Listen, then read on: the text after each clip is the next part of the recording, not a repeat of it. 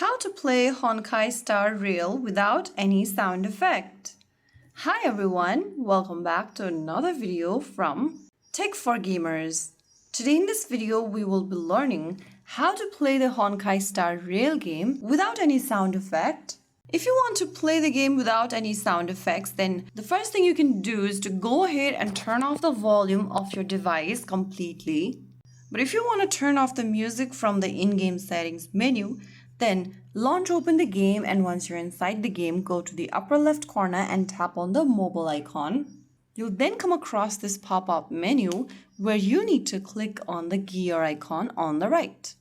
After you open up this settings menu, go to the left hand side and tap on this sound option. Inside sound, you'll see a couple of different sound settings: the master volume option, music, voice, sound effect, and dynamic range. To turn off the sound effect and play the game while on mute, simply lower the master volume and keep it to 0. Once you do this, you'll not hear any kind of a sound effect while playing the game. This way you can play the game in silence.